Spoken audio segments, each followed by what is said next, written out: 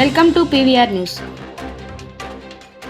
అధికారంలోకి వచ్చి కూటమి ప్రభుత్వం అధికారంలోకి వచ్చి 7 మాసాలే అవుతా ఉంది. కానీ జరుగుతున్నటువంటి పోరాటం 4 సంవత్సరాలుగా జరుగుతూ ఉంది. అంటే 3.5 సంవత్సరాలు వైఎస్ఆర్ కాంగ్రెస్ పార్టీ అధికారంలో ఉండగా ఈ పోరాటాన్ని ముందు తీసుకెళ్ళింది. పోరాటం చేస్తున్నటువంటి కార్మిక సంఘాలకి అండగా నిలబడింది. అన్ని రకాలుగా కూడా ప్లాంట్లో పనిచేస్తున్నటువంటి కార్మికులకి ప్లాంట్ని కాపాడేటువంటి బాధ్యత ఆ రోజు ప్రభుత్వంలో ఉన్నటువంటి జగన్మోహన్ రెడ్డి గారు ముఖ్యమంత్రిగా తీసుకున్నటువంటి సందర్భాన్ని కూడా ఈ సందర్భంగా మీ ద్వారా ప్రజలకు తెలియజేస్తూ ఉన్నాం. ఇది మేం చెప్పినటువంటి మాట కాదు.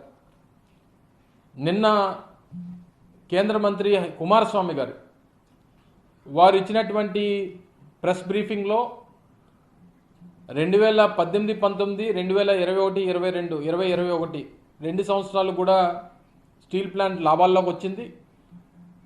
930 కోట్ల రూపాయలు 2020-21 సంవత్సరంలో లాభాలు ఆర్జించింది విశాఖపట్నం స్టీల్ ప్లాంట్. 2021 జనవరి 21వ తారీఖున దీన్ని ప్రైవేటైజ్ చేయాలని చెప్పి ఆ రోజు ప్రభుత్వం నిర్ణయం తీసుకుంది. తీసుకున్నటువంటి నిర్ణయాన్ని ఏదైతే స్టీల్ ప్లాంట్కి సంబంధించినటువంటి డిజిన్వెస్ట్మెంట్ కోసం తీసుకున్నటువంటి నిర్ణయాన్ని అప్పుడున్నటువంటి ప్రభుత్వం తీవ్రంగా వ్యతిరేకించింది. వ్యతిరేకించి అదే సంవత్సరం మార్చిలో జరిగినటువంటి శాసనసభ సమావేశాల్లో ఎట్టి పరిస్థితుల్లో విశాఖపట్నం స్టీల్ ప్లాంట్ ప్రైవేటైజ్ చేయడానికి వీల్లేదు అని చెప్పి శాసనసభ కూడా ఒక తీర్మానం చేసి పంపించింది అనేటువంటి విషయాన్ని కూడా వారు మాట్లాడినప్పుడు చెప్పడం జరిగింది. మీరు అందరూ కూడా చూస్తున్నారు. ఆ రోజు జరిగినటువంటి శాసనసభలో జరిగినటువంటి చర్చలో కూడా అప్పుడున్నటువంటి మా పరిశ్రమల శాఖ మంత్రి గౌతమ్ రెడ్డి గారు ఆ తీర్మానాన్ని ప్రవేశపెడితే ఆ తీర్మానాన్ని బలపరుస్తూ మాట్లాడినటువంటి అవకాశం కూడా ఆ రోజు శాసనసభలో నేనే దాన్ని బలపరుస్తూ మాట్లాడడం, దాని తర్వాత శాసనసభ దాన్ని